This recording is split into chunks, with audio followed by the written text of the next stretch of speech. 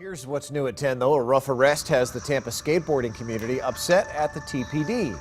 They say this video shows an officer going too far with a 15-year-old skateboarder right near City Hall downtown.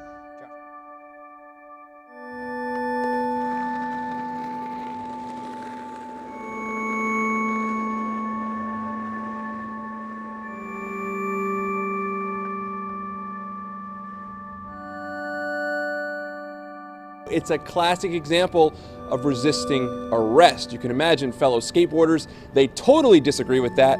They say that cop went way too far.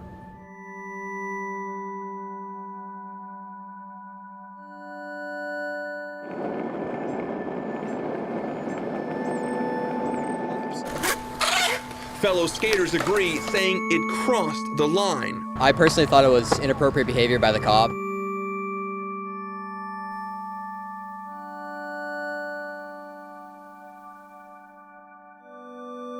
Says the kids had permission to skate near City Hall, a claim TPD disputes. There's an ordinance against skateboarding downtown. I don't know who they're talking to that they think they got permission from. You don't have permission to break the law.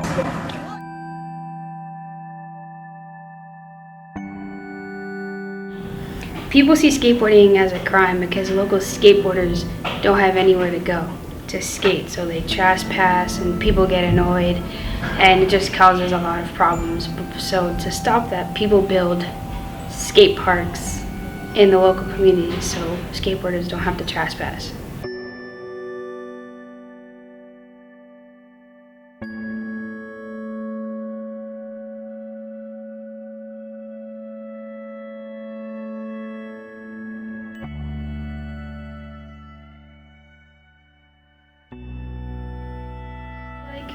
Communities should raise more money for people to skateboard because people trespass because they have nowhere to skate. So skaters go anywhere they want because they have no place to jump off or rail on. So skateboarders just skate wherever they want. Sometimes they don't notice the signs that says no trespassing or no skateboarding because they just find it as a place to just skate.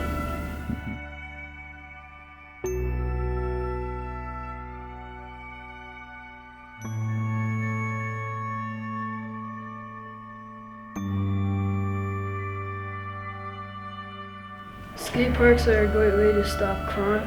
Having a skate park makes it easier for locals and skaters.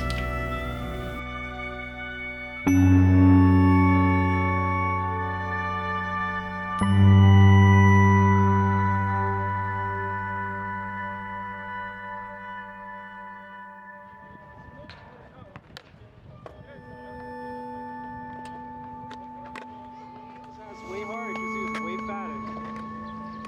Really fast. Is he good?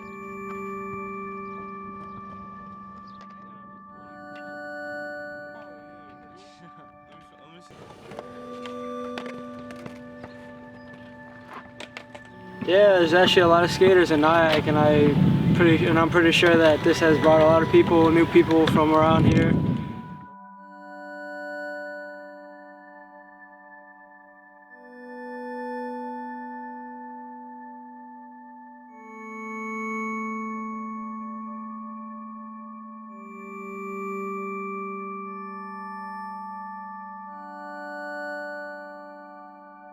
Well, I moved to Nyack from Brooklyn in 2007, and my husband is a skateboarder,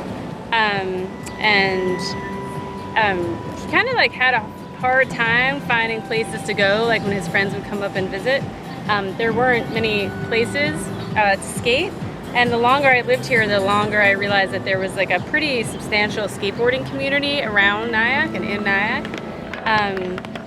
And by that time I had had a son, and I had just had my daughter, and I just kind of want to challenge myself to see if there would be a possibility to get a skate park built here, because so many skate parks were popping up in and around New York City and on Long Island. And so, yeah, that's why I decided to do it. I figured like Nyack was a perfect spot for something like a skate park because it's a pretty open, dynamic community.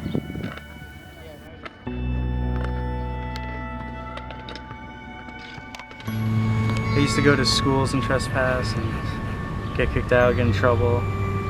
So it's a nice little safe haven. My primary struggle was convincing people who were afraid of skateboarding or had an incorrect and or outdated notion of what skateboarding was, that a skate park would be beneficial to our community.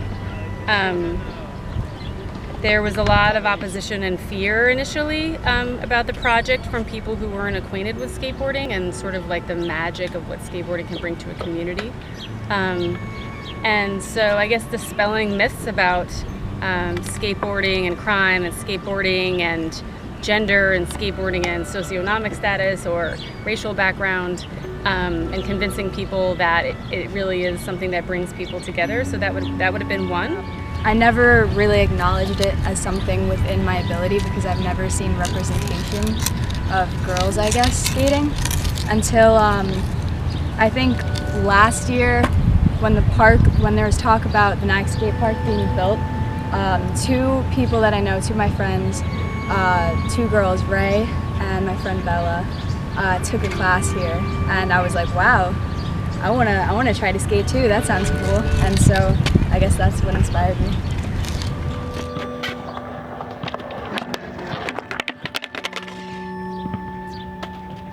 I'm guessing you saw it and started drinking.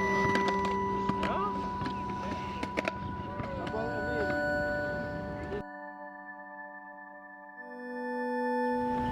I like a good challenge, and I don't really back off things that easy. I'm pretty tenacious.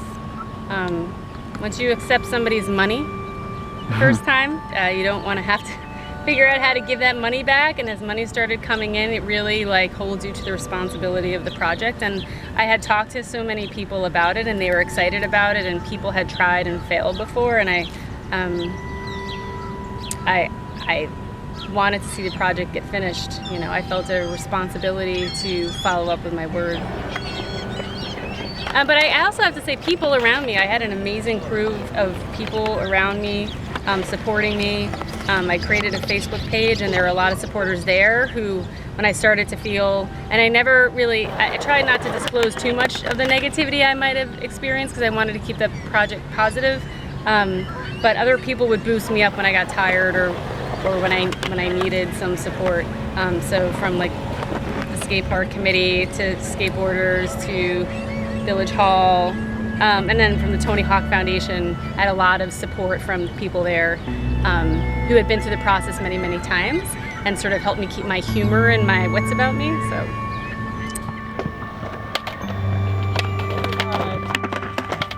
I'm good, fine.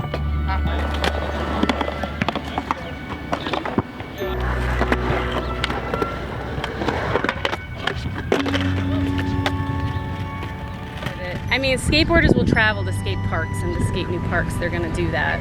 And there's not a ton of parks in the area. But I think the fact that the village of Nyack was forward-thinking enough to know that we shouldn't gate it off and that we should treat it like any recreational space, and that we shouldn't charge a fee or do anything like that makes people feel welcome to come. And I think that the backdrop, I mean, you can see behind me, is really beautiful. So even though the park is pretty small, it's unique. And then you can walk to town afterwards, you know, you can do stuff. It's not like you just drove to some isolated skate park in the middle of nowhere and then you're done and there's nothing to do. So absolutely.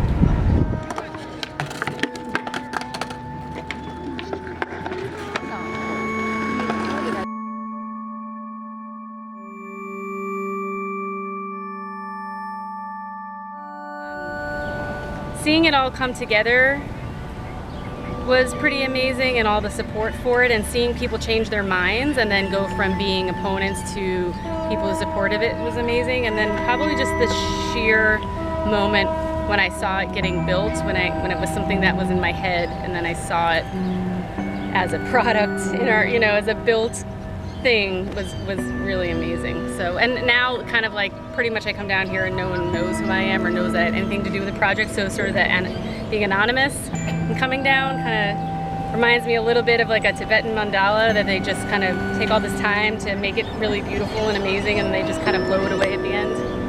So yeah.